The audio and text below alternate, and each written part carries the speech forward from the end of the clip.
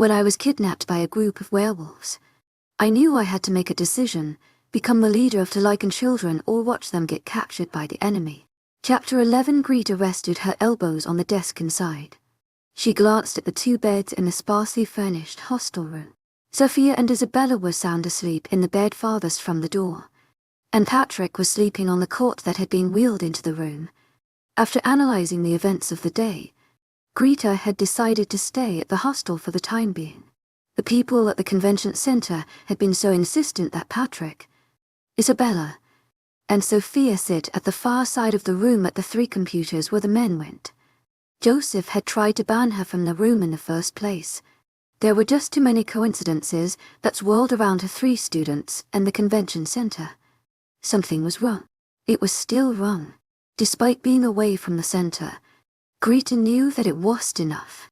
The fingers of fate were clinging too closely. Something was wrong. "Can I talk to you, Miss Klassen?" Patrick asked as he sat up on the cot and dropped his feet onto the floor. "Sure," Greta said. "Outside," Patrick whispered, rivaling Sophia in softness. "We can step out in the back," Greta replied, until she figured out what had happened in the convention center. She was going to broadcast their whereabouts.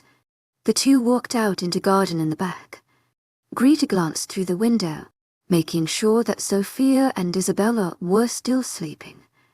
"I can hear them," Patrick said. "They are sound asleep." "You can hear them?" Greta asked, stressing the word here to make sure her student hadn't gone insane. Patrick slowly nodded his head. "I can hear them." He paused and then blurted, "There's something you should know." Greta leaned her hip against the low stone wall that surrounded the garden. "Why do I have this feeling that I'm about to find out why Western Prep is so different from other schools?" Patrick shifted from one foot to the other. He was too nervous to find the proper way to start. "We're not supposed to tell anyone this," Patrick said, glancing around as if someone, or something, was about to pounce on him. "We as in you and Isabella," Greta guessed. Patrick nodded his head slowly. "How did you know?" Greta rolled her eyes. "I could hear you and Isabella talking." Patrick stuck his hands into his pockets. He looked infinitely older than his 13 years. Greta waited for Patrick to speak, but the boy didn't seem to want to start. "Tell me what it is that you are not supposed to tell anyone." "Patrick, this knowledge, when given to a human, can be punishable by death. Your death if I continue." Perhaps if it had been a different time, Greta would have laughed. But too much had happened that now lent importance to Patrick's words. "I will handle that later. Tell me, those men who came into the room today were Lycans?" "Lycans?" Greta asked for clarification even though the hair on her neck told her that she didn't want to know anymore. "Lycanthropes," Patrick clarified. "Do you want to hear more?" "Werewolves," Greta thought. It was too late to back down now. Not to mention she still had 3 teenagers she was responsible in a foreign country with someone wanting to get his hands on them. "Tell me. The Lycans live in clans, and we are fiercely loyal to each other. Several of the clans have children at Western Prep. All the children know each clan through scent. Those men weren't with any clan from Western Prep. And that's bad," Greta guessed. Patrick slowly nodded his head. "That's very bad. Why?"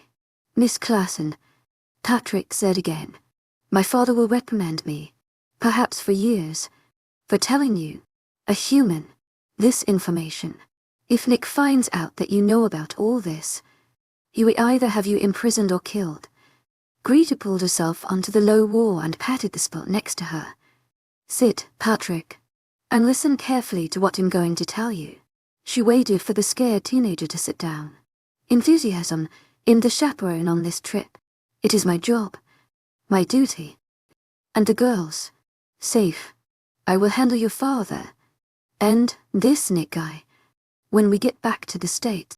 But in order to get back to the States, I need to know what dangers will be lurking around.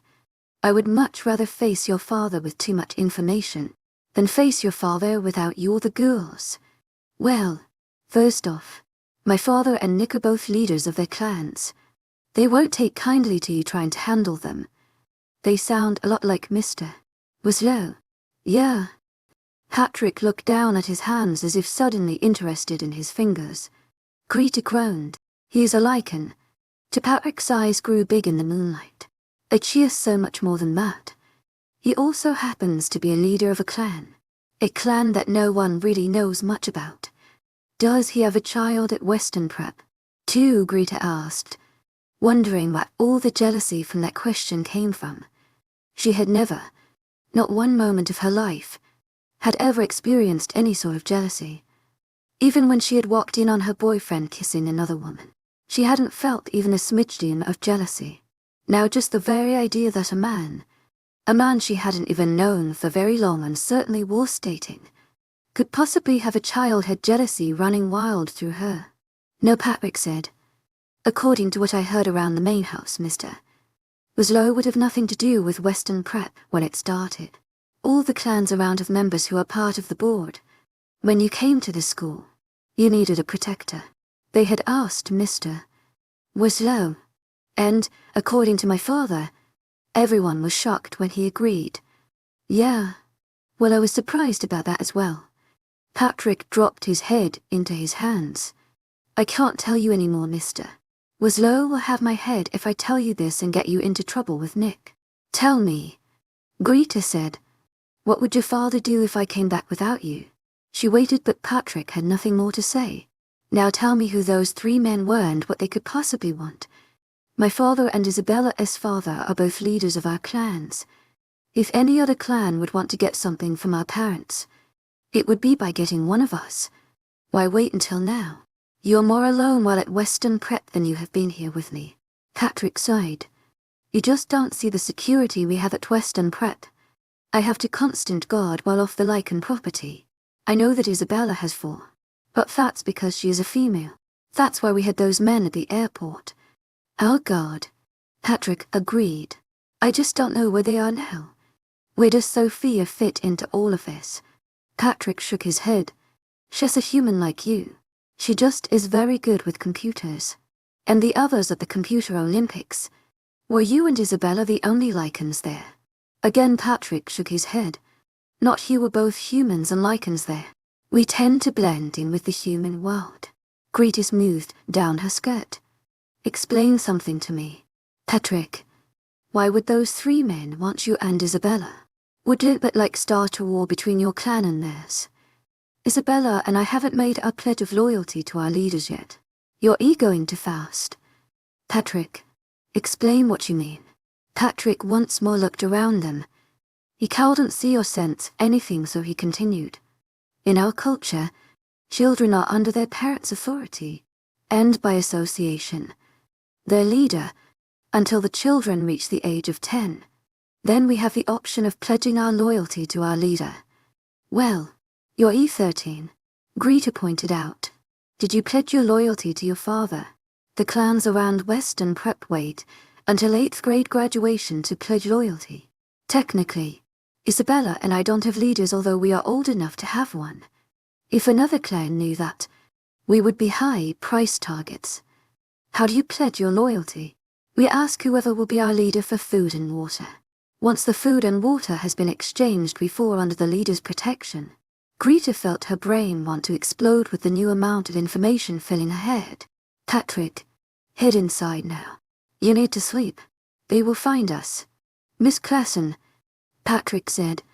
They can hear and smell better than humans. They will have our scent and will be looking for us. Especially now that they know you're human. He glanced up quickly. No offense. Miss Classen. They'll take care of it. Patrick, go inside and get some sleep. Patrick shoved his hands into his pockets and headed for the back door. He paused at the door and turned to Greta. I actually think you can. Miss Classen, the way you handled the hotel and the convention center. I think you can even handle Papa. Thanks. Patrick, sleep now. Greta waited until Patrick shut the door before she lay down on the wide wall she was sitting on. She stared at the stars above her head. She was going to have to find something to do to keep the 3 kids safe until she could get them back to their parents. Chapter 12. Greta wanted to let her students sleep longer, but she knew she didn't have that luxury. She took a long sip of her lukewarm coffee. She missed her cup that was sitting safely on her desk at school. She pushed aside the thought of never returning to the States. She and her cup would be reunited soon because she had 3 students she had to get back to their parents. Slowly she shook each student, starting with Patrick. She was surprised to see them blink once or twice, think about going back to sleep, and then remembering what had happened the day before. It was the memory of the previous day that had them sitting up straight without complaint about being tired. "What's going to happen?" Sophia whispered quietly. Greta put a smile on her face. "First you all will take showers. Then we are going to eat breakfast. Then perhaps a walk around the city. We'll see in a little bit.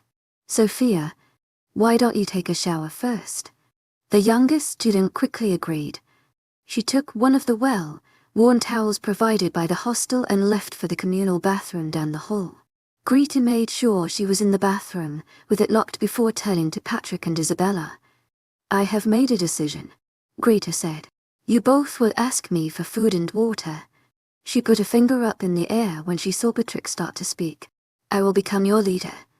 This will give me the upper hand when the others catch up to us." Isabella's eyes got as big as saucers. She turned to Patrick. "Did you tell her about us?" "He did," Greta told her. "It was the right thing to do." "But you'll be killed," Isabella whispered. "Humans can't know about us. Nick or another seeker will for surely kill you." Greta pulled the distraught girl into a hug. "I will take care of you and Patrick. When I get all 3 of you back to the States, I will take care of Nick and your fathers. You have to trust me." However, Greta moved Isabella an arm's length away and wiped off the tears from her face. "In order to get the 3 of you safely back home, I need to be the leader of you 2. I won't have to be Sophia's leader because she is a human, but I need to be yours. You will both ask me for food and water. There aren't any female leaders," Patrick said, not even deciding to pass along the information that there weren't any human leaders either. To Patrick, it was more of a shock to have a female leader than it would have been to have a human leader. Since Patrick was born, he had been inundated with Lycan culture. Male Lycans were to protect females at all costs. Every male Lycan willingly offered his life for a female Lycan. Greta shrugged a shoulder. "I know it's abnormal, Patrick, but this is the best decision. I need to be your leader before those other Lycans find us."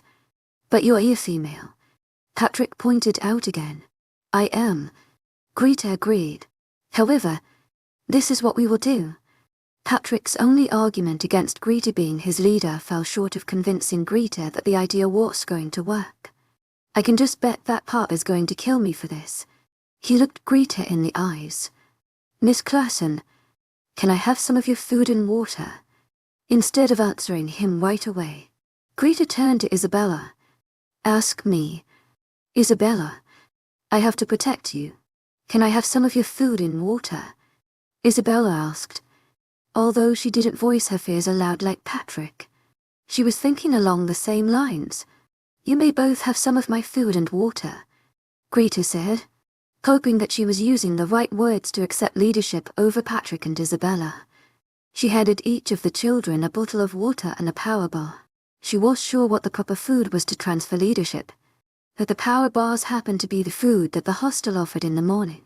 20 minutes after waking up the children, everyone was ready to go. Patrick had solemnly accepted the position of watching over Sophia and Isabella while Greta went to shower. She took the quickest shower of her life, not wanting to leave the children alone for very long. "Can't we just stay here?" Isabella asked. "I know my father will be sending someone to find us." Greta smiled to ease the fear she could hear in Isabella's voice. She pulled her into a hug. "Don't worry, Isabella. I will take care of you." She was going to tell any of the children that she didn't know if the parents were even aware of what had happened. She couldn't take the chance that no one from the States would know they were in trouble for another week when they were supposed to be back. Greta picked up her purse. She had used the last of her cash at the cash-only hostel. Now she had only credit cards. She would have to find a hostel that accepted credit cards. That was what she was worried about. What had her worried was the fact that credit cards were so easy to track.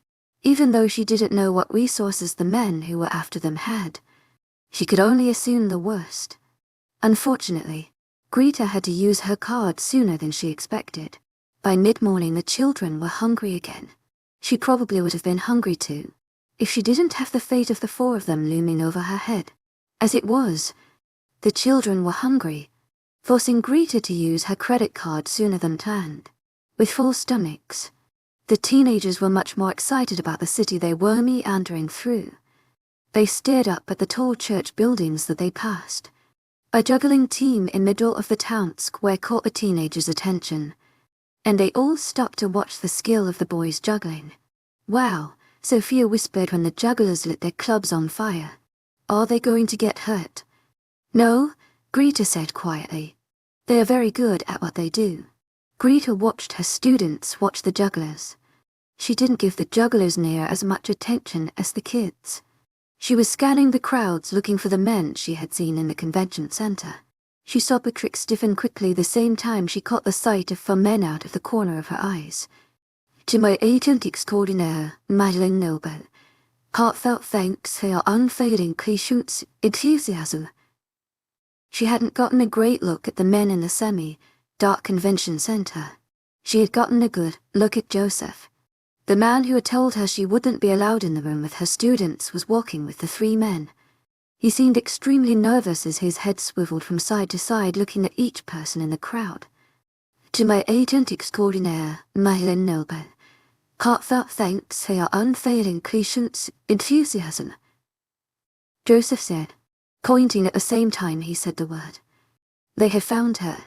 Greta tapped Patrick on the shoulder. She saw him nod her head slightly. "Sophia and Isabella must be kept safe," Patrick whispered.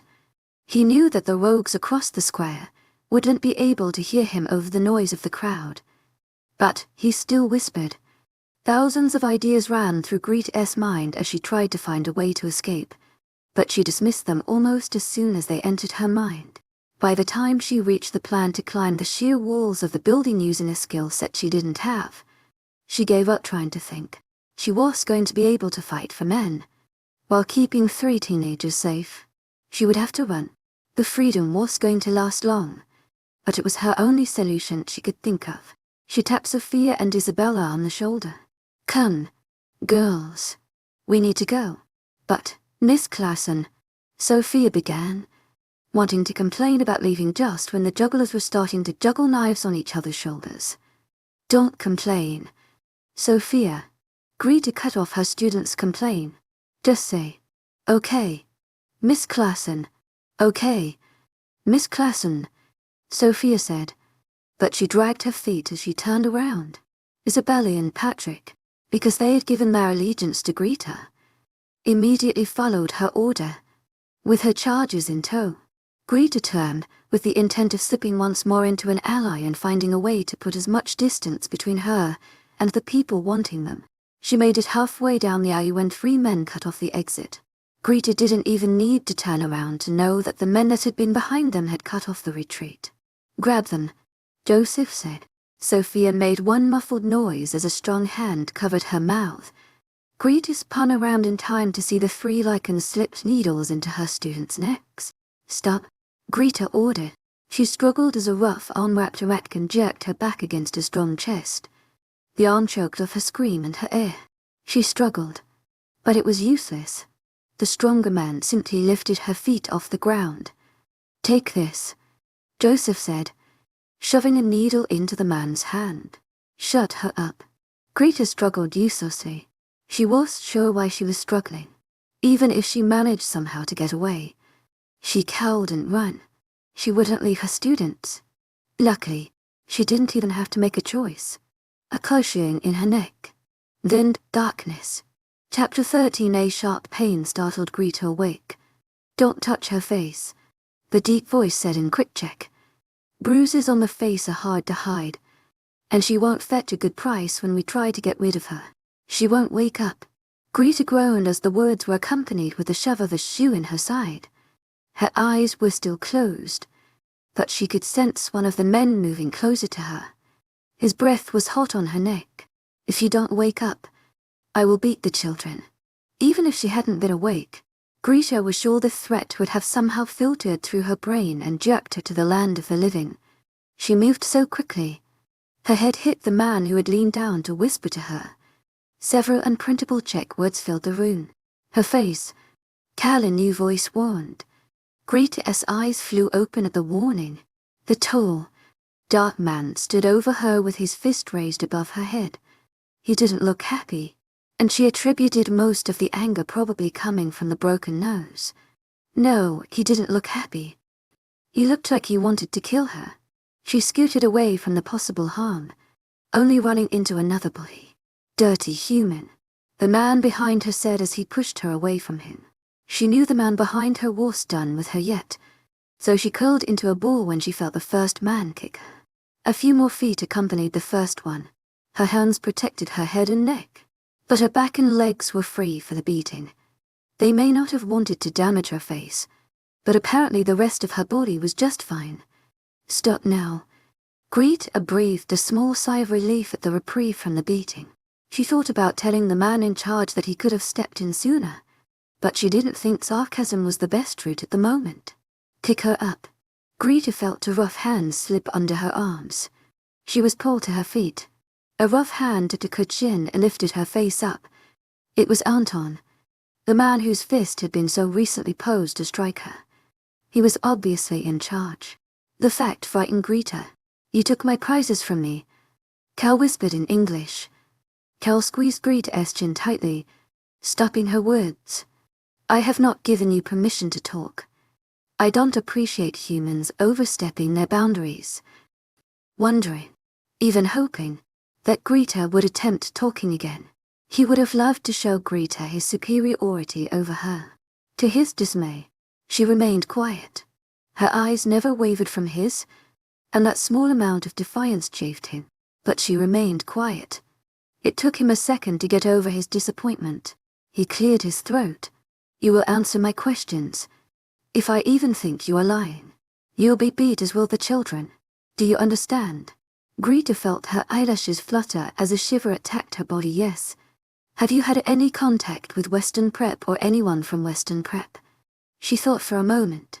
"Yes," Greta whispered, for she had contact with Western Prep because she worked there. Since Cal hadn't given a timeline for the contact, she just went with the broad answer. Cal pushed Greta away from him and glared at two of his men. "I was told she had no contact." One shrugged his shoulder. Now Cal turned his glare towards Greta. "I warned you what would happen if you lied to me." He moved towards her, not at all surprised to see her back up as his large body covered the distance between them. "I didn't lie." Greta squeaked. She cleared her throat, hoping that she wouldn't sound so frightened when she opened her mouth. "I wouldn't put the children at risk." She sounded no less scared than before. "I've had contact with Western Prep." Cal studied Greta for several silent minutes. Greta's face was like a blank slate, showing none of the emotion Cal would usually read in a lie. Her face hardly even showed fear. Cal didn't like that. But despite all that, Cal did figure out Greta's answer to him. "Have you had any contact with Western Prep since yesterday?" She didn't think about lying, no. "A truthful human," Cal said, trailing his finger down her cheek. "That's an odd trait I have never found in the human race. I wouldn't put the children at risk," Greta said with a shrug, managing at least to knock Cal's hand off her face. "You're not worried about yourself?" Cal asked with disappointment. He liked surprising those with whom he had power over. "I'm assuming I won't be leaving here." Cal grabbed hold of Greta's arm and jerked her towards him. "Beauty and brains. A combination I rarely find in females, and almost never in humans. But you are partially right. You will be leaving here, but only as a slave to the highest Lycan bidder. You see, you ruined my plans." The knock on the door suspended the conversation in the room. "Come in," Cal ordered. Joseph entered the room. He licked his lips. "The food and water are ready." He was speaking in Czech. "The kids are waking up." Greta smiled. She was sure where the bravado was coming from, but she was going to use it while she had it. The food and water won't do you any good. The surprise of hearing his language from Greta's mouth shocked Cal into forgetting the fact that he had ordered her not to talk. You speak Czech, among others. Greta replied. How do you know about food and water? I had the children ask me for leadership. Greta said without bothering to lie. I am their leader. You're a female. Cal spat back at her. There are no female leaders. There is one. Greta replied sassy lie. She realized her mistake as soon as Cal stepped towards her. She shouldn't have goaded the man in front of her. She had her students to think about. Students that were depending on her not to die in that room. Cal didn't even give her a chance to fix her answer.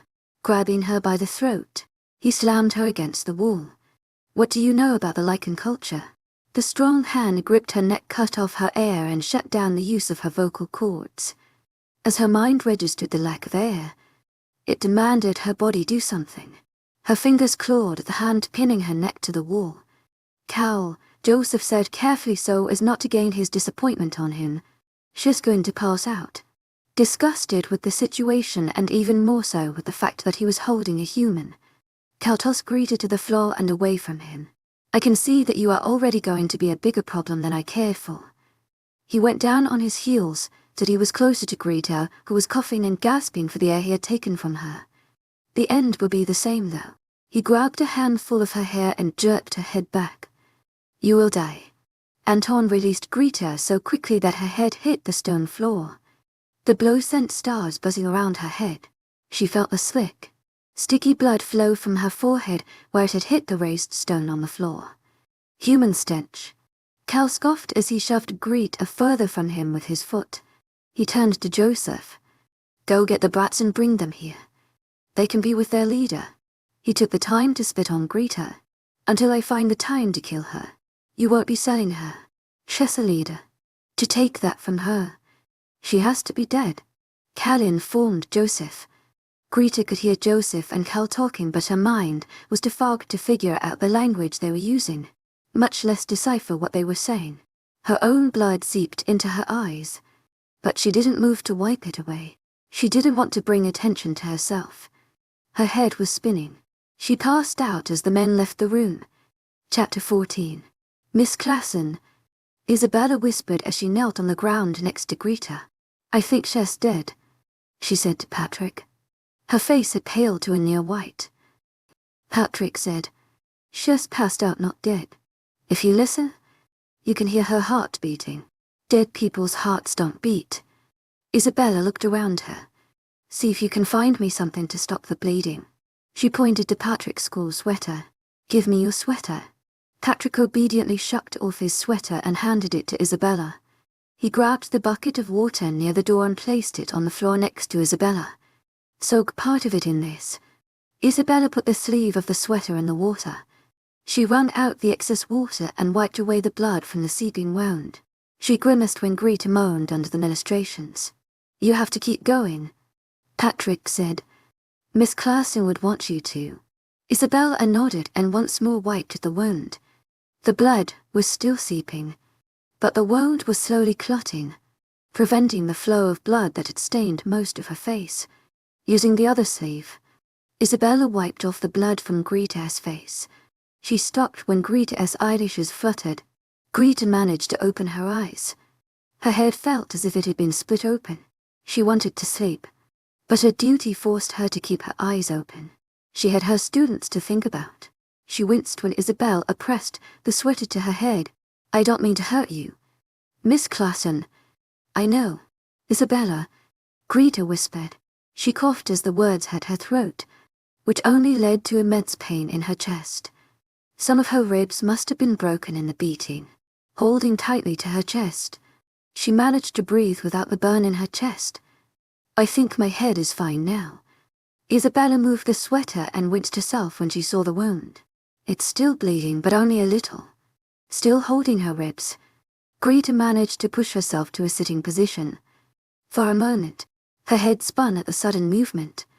Closing her eyes, she waited for nausea to pass. When she opened her eyes, she caught the worried looks from Patrick and Isabella.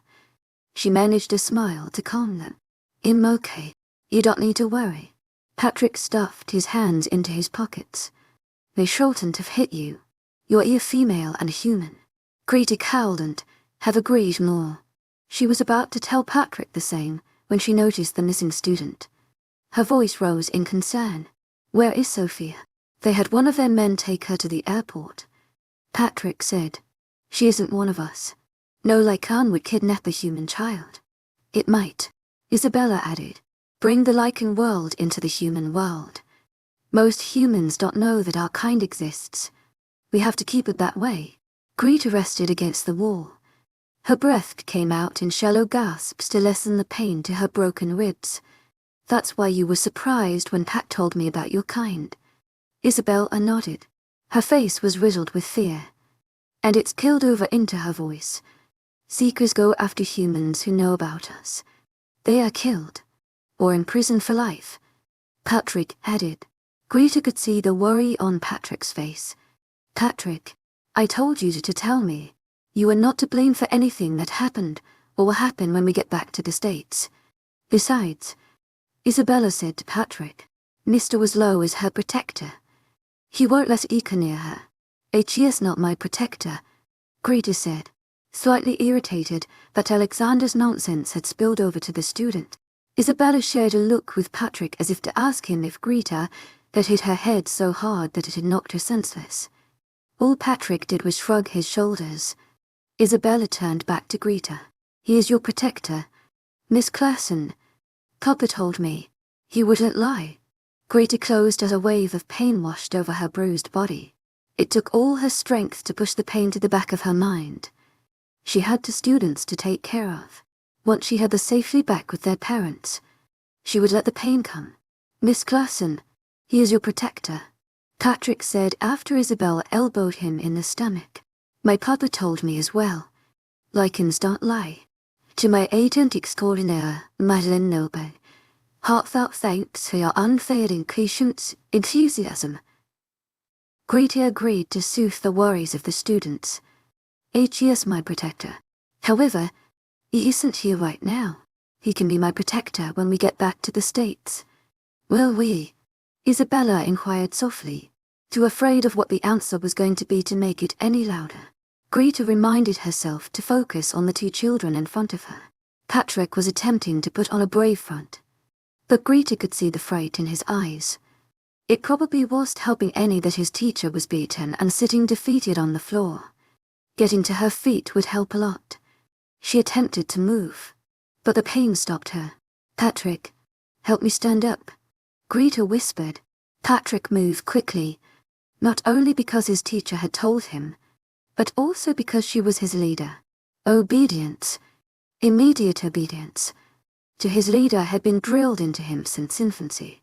He would sooner cut off his own hand than disobey a direct order from his leader. He set his arm under Greta's left arm and helped her to her feet. You're bleeding again, Isabella said, rushing to Greta's side. Greta released her ribs and wiped at the dripping blood. She couldn't breathe. The pain was immense. Immediately, she grabbed her ribs, holding them tight to ease the pain.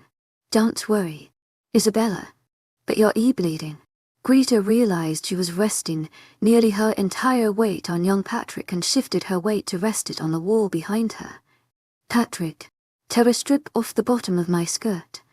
I need you to tie it around the wound on my head. Obeying quickly, Patrick bound Greta's head as best he could. Haphazard as the binding was, it was useful to keep the wound covered.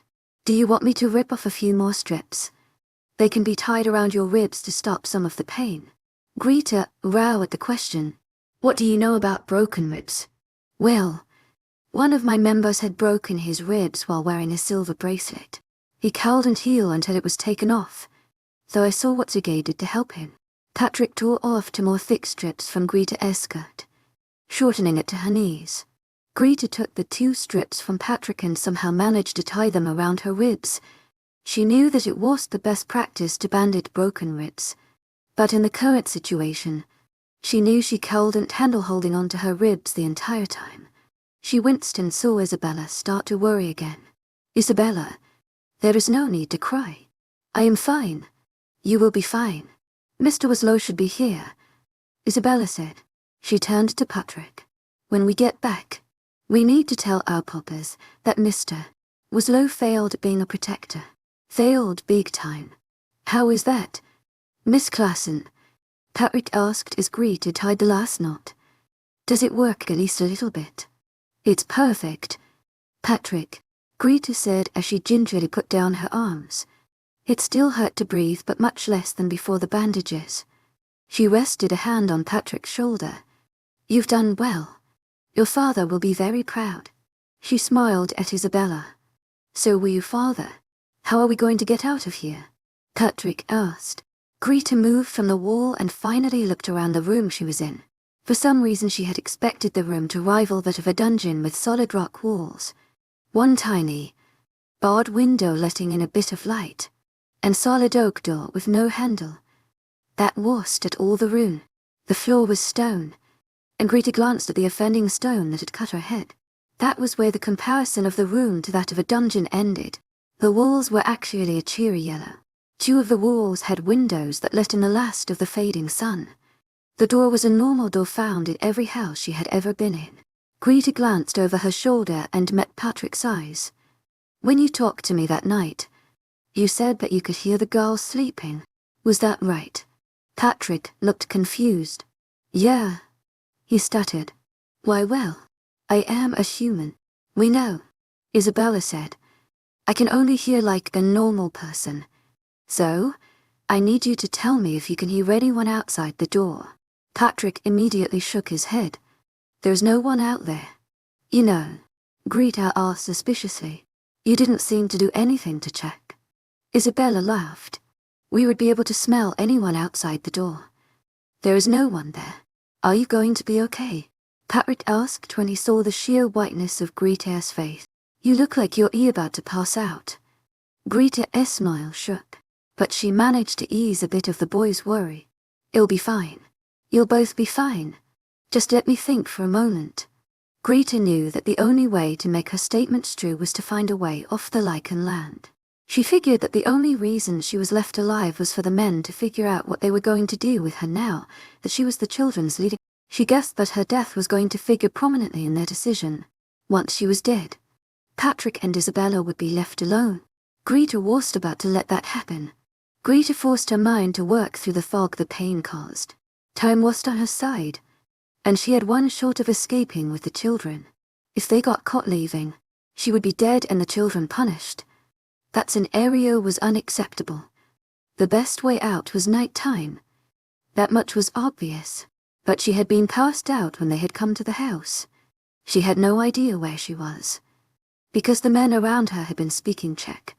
She was pretty sure they were still in the Czech Republic, but beyond that she was sure. The men had been in the room with her.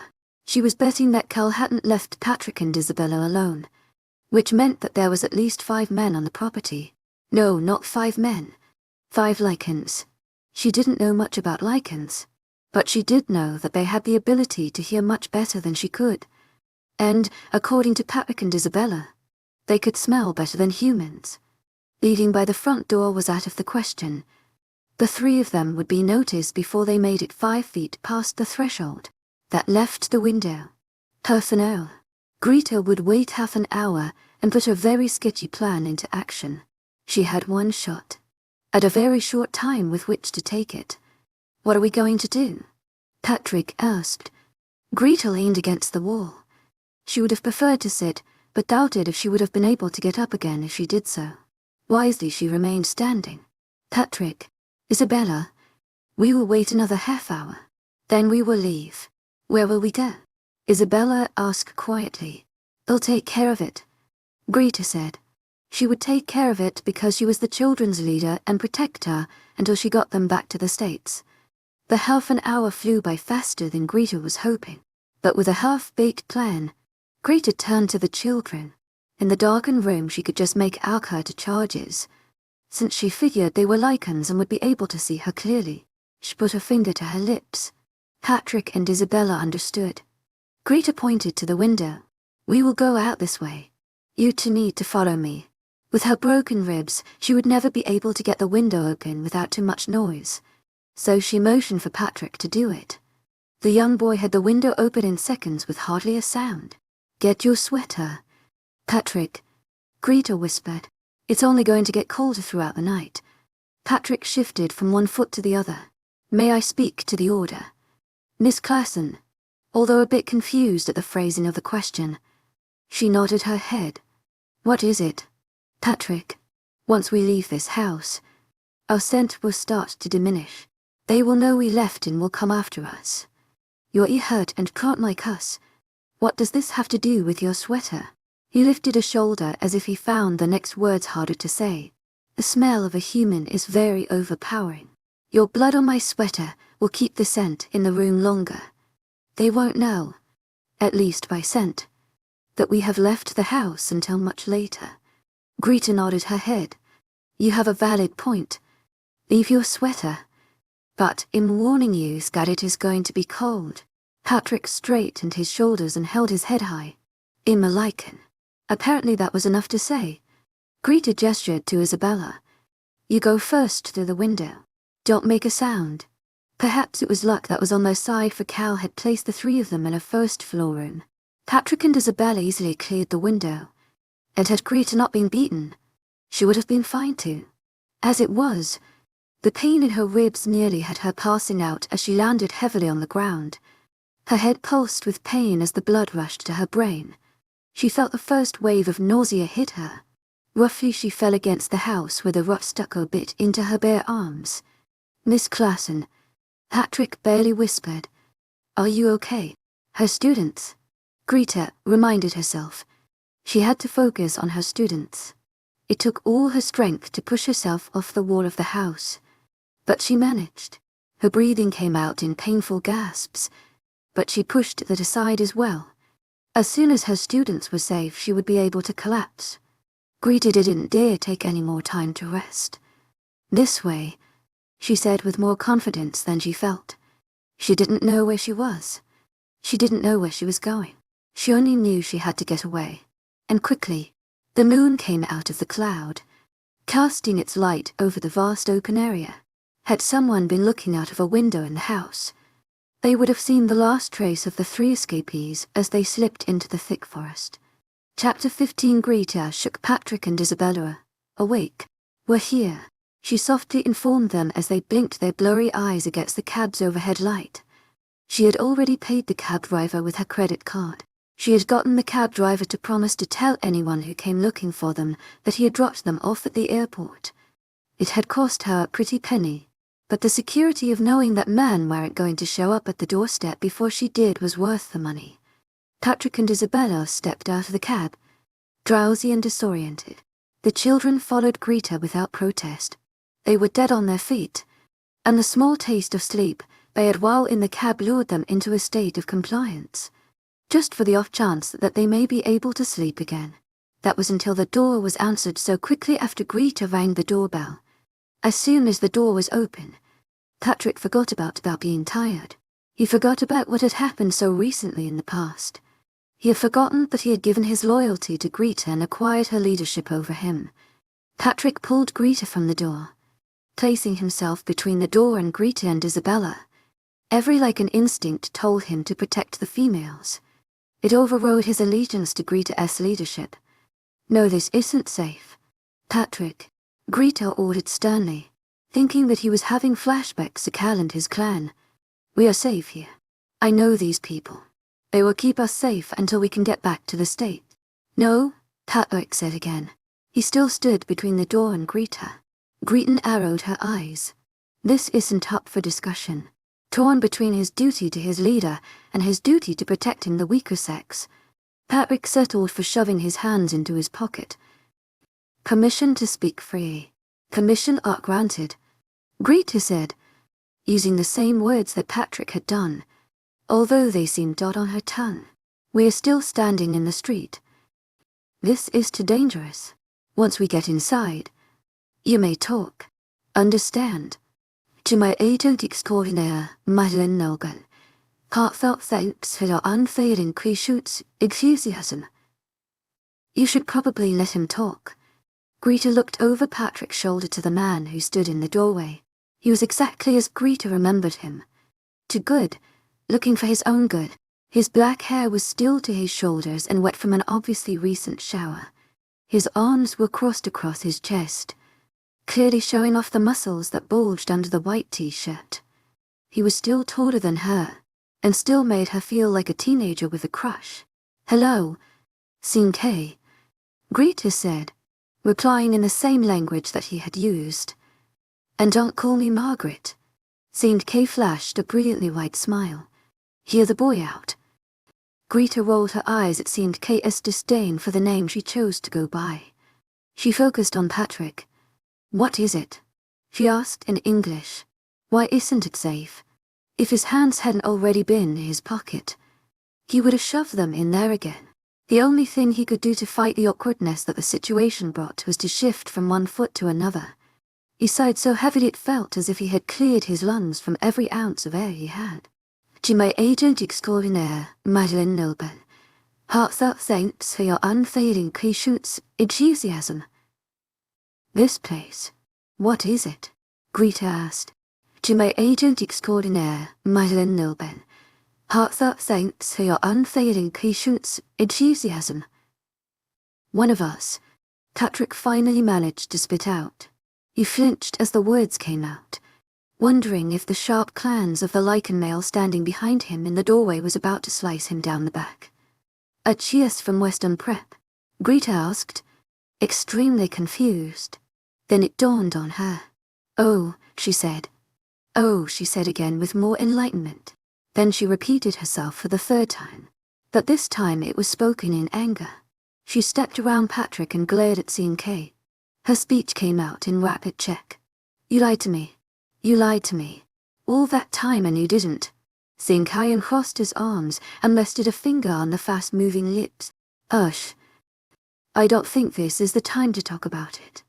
To my agent extraordinaire, Madeleine Noble, heartfelt thanks for your unfailing patience, enthusiasm. You are a wanted woman, and I don't think you want to be standing on the street attracting attention to yourself right about now. Don't touch her." Pat recorded.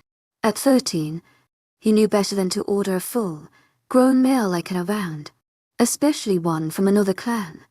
But the instinct to protect his leader overrode his better thinking. K could have taken Patrick down without breaking into a sweat, but he didn't begrudge the boy his protective streak. K was a Lycan. He understood that Patrick was protecting what he thought was in danger. K removed his finger from Greta's lips. "Tell the boy and the girl that it is safe to come in. You and yours will have safe passage here." Greta turned around to do just that.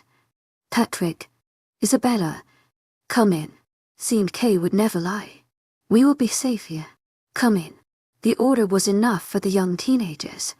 They stepped into the foyer, but the moment the door was closed behind them, Patrick once more positioned himself between Kai and the female.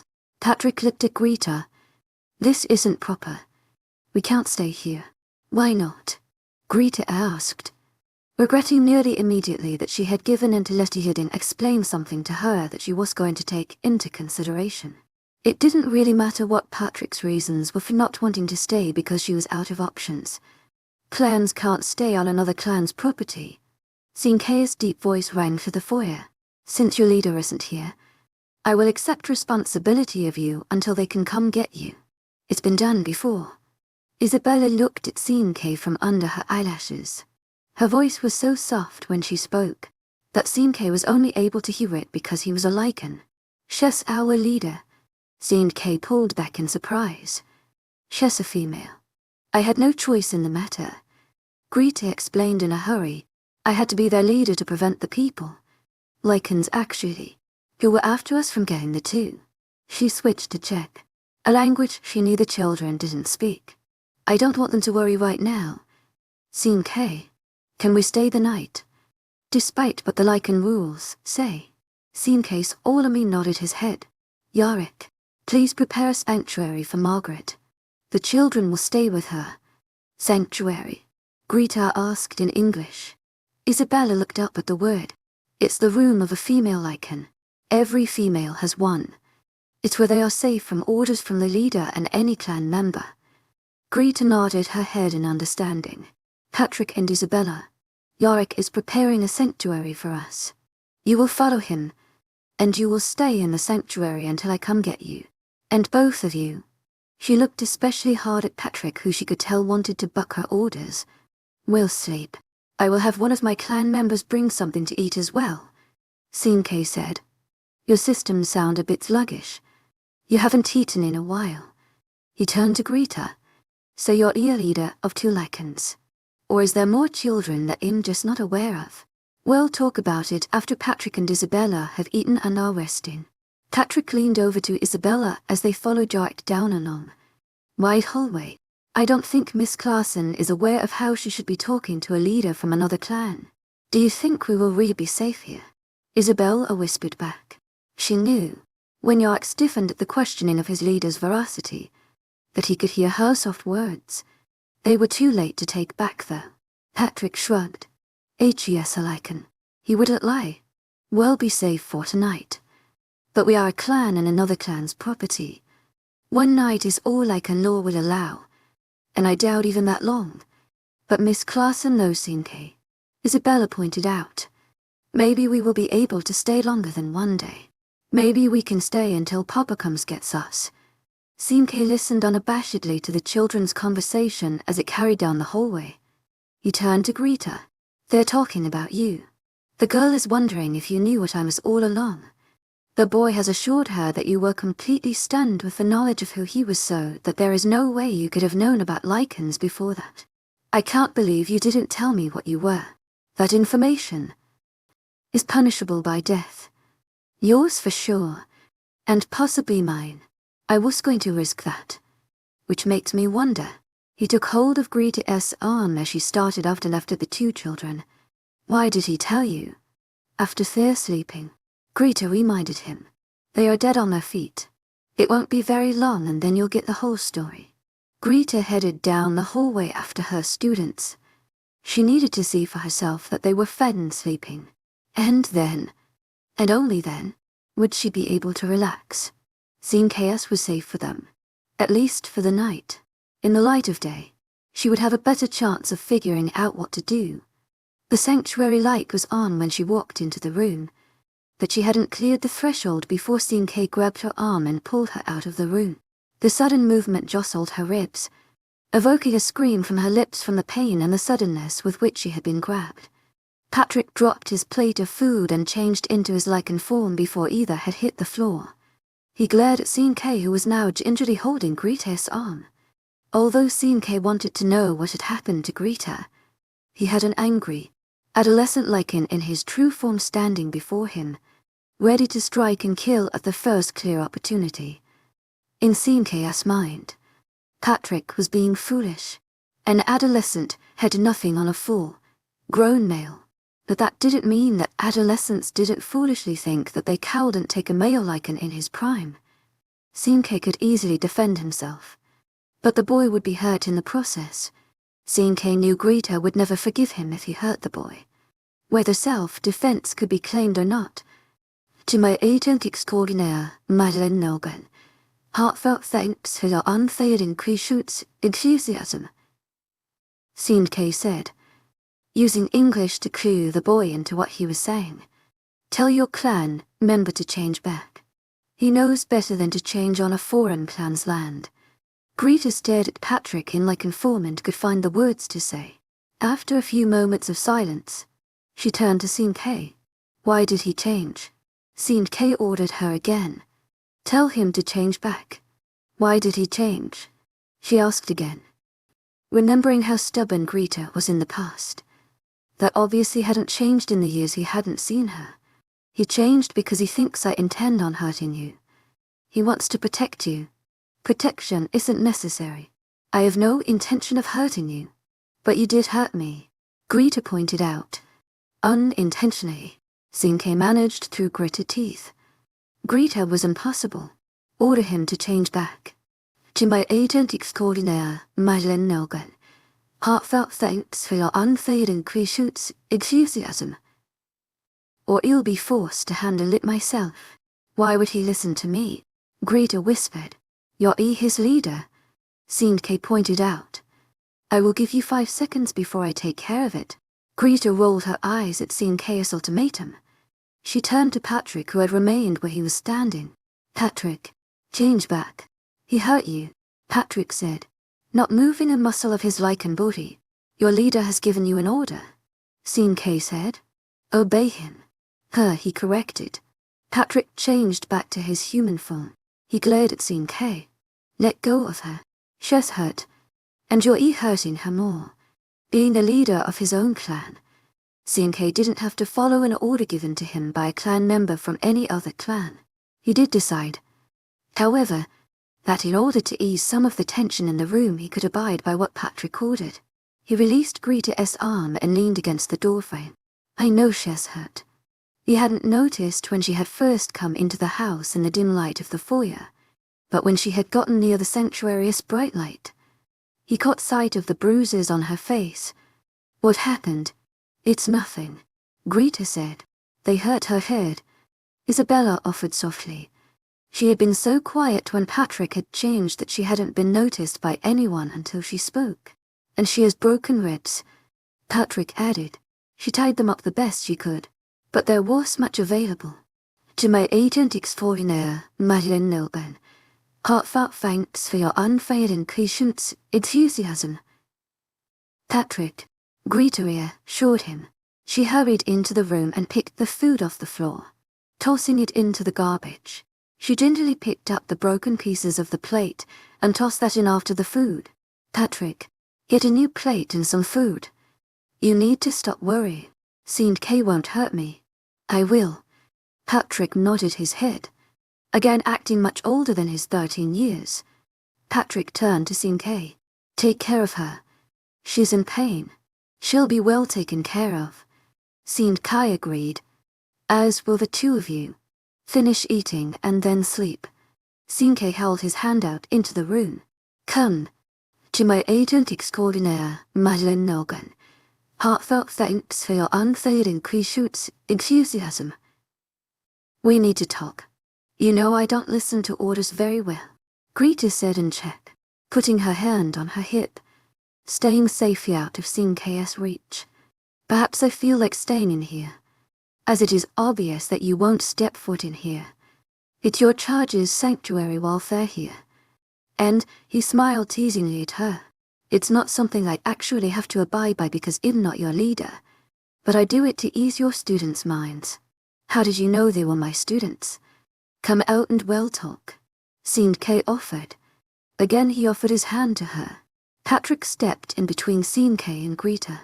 You don't have to go with him, he told Greta. It was the last thing he said.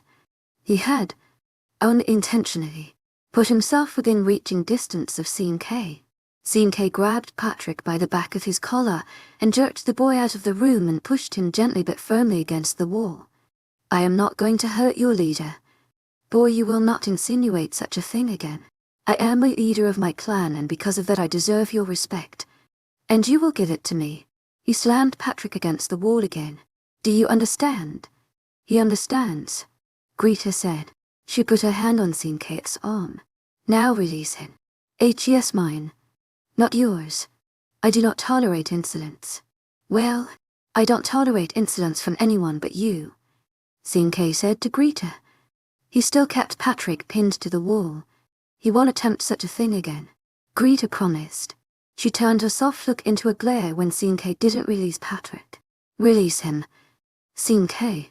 I am ordering it now. Seeing K stepped away from Patrick. Greta looked at her student. Go into the sanctuary. You are eaten, then you must sleep. You will also not confront Seeing K again. He is not a danger to me. He is not in our clan, Patrick said. Greta arrowed her eyes. Patrick, you will just say yes, Miss Classen, and then do as I say. Yes, Miss Classen, Patrick dutifully replied. He immediately entered the sanctuary and did as Greta had ordered him. Once Greta was sure the two were fine, she turned from the room and nearly ran into Seeing K. Can you put someone outside their door? The men who took us will do anything to get them back. My men will keep them safe, Seeing K assured her. He took her gently by the elbow and led her to the living room. I have men outside on the property, and there will be men watching the room. They are safer here than anywhere. She sighed with relief, and then winced in pain. Sinke was quickly by her side again. You're in pain. You should have told me the moment you got here. I was a bit preoccupied. Well, give me a minute. I want to look at your head and then reapply the bandages. He eyed the skirt remnants tied around her ribs. Were these real bandages? Cretius sat on the hard surface of the coffee table as Sinke expertly unwound the bandage on her head. She winced when his fingers touched the wound. So, she started a conversation to distract her from the pain. How did you know I was in trouble when I was on your doorstep? Aside from the fact that you came with 2 Lycan children, your face is all over the prog news. What? She flinched as her own loud voice hurt her head. She lowered her voice. What do you mean, Neem, all over the news? According to the reports, you have kidnapped 2 American children and are on the run. Greta mouthed the word kidnapped as her addled brain tried to comprehend what it all meant. It didn't seem to work. So she spoke aloud. I didn't kidnap anyone. I was kidnapped along with my students. Sinke laughed. I didn't believe the reports. Although I was kind of hurt that you didn't even let me know that you were in Prague. She would have shrugged a shoulder, but the pain in her ribs convinced her to find another way to show her nonchalance. I figured that since you left me stranded in Prague the last time that you didn't want to see me. She added that last part with enough force for her head to start hurting again. Sinke smiled. Stop screaming. To my agent extraordinaire, Madeleine Nilgan. Heartfelt thanks for your unfailing Christ's enthusiasm. You're just hurting yourself. And I didn't leave you stranded. I sent you wreck to get you because I was tied up at the moment. Greta felt her face flush. Oh, that's all you have to say? Sinke asked. He took the first aid items from one of the clan members who came into the room. He set them on the table. He talked as he poured the peroxide on the cloth. This might sting a bit. Why didn't you come with Yarek when I sent him to you? She cringed as the cloth touched the open wound on her head. Well, I was a 17-year-old girl in a foreign city. He said you were going to come get me. Then this guy I had never seen before came and told me, ordered me actually, to come with him. So I kicked him and ran. What? Sinke asked with a laugh. Why would you do that? I was going through my paranoid phase. To my agent extraordinaire, Madeleine Nilgan. Heartfelt thanks for your unfailing Christ's enthusiasm. She interrupted herself and put a hand on Sinke's strong hand. That hurts. It hurts more than when the man tossed me on the floor. I thought you were going to help me. Stop being a baby. Sinke put the soaked bandage on the table and put a clean bandage on the seeping wound before carefully wrapping her head with the tape. Now don't you feel better? She didn't, but she was going to argue with Sinke about it. Are you done? I need to wrap your ribs and then it'll be done. He unwrapped the torn strips of her skirt from around her ribs. You can tell me about how you ended up with the Lycan children and how you became their leader. He gestured for her to lift up her shirt and was surprised to see the blush creep up on Greta's face. She had always been shy, and apparently time hadn't changed that. There was something up the moment we got to the hotel in Prague. I was in the room down the hall from the students. I fixed that problem only to be faced with a problem at the convention center. The people said I wasn't allowed in the room with the students, which I fixed. Then they wanted to put us in the corner, which I also fixed. Then 3 men came into the room and walked to where we were supposed to be placed. When they knocked out those students and the room broke into bedlam, we slipped out the back door. So why didn't you go to the police or call the states and talk to the parents? Someone had too much planned out. We went to a hostel, which is where Patrick told me about those men. More accurately, what those men were. I told him and Isabella that I had to be their leader to keep them safe. Sinke was going to admit that her action had probably saved Patrick and Isabella's life. He was too focused on the fact that she had become a leader. We don't have female leaders. This is highly unusual. Are we done here? Greta asked. I'd like to put down my shirt. Sinke waved a hand. Would you like some clean clothes? To my agent extraordinaire, Madeleine Nilgan. Heartfelt thanks for your unfailing Christ's enthusiasm. Something to eat. Greta gently brought her shirt over the clean bandages. I need to call the States and let the parents know what is happening and that their children are safe. Oh, they know what is happening, Zinke assured her. First of all, the news about 2 American children being kidnapped by their teacher has made not only all of the news stations in Prague, but also around the world. Because the children happened to be Lycan meant that every clan was informed. So their parents are here. You sound excited, Zinke observed. Greta managed a weak smile. I should call them and let them know that they are safe. Do you know where they are staying? Zinke shook his head.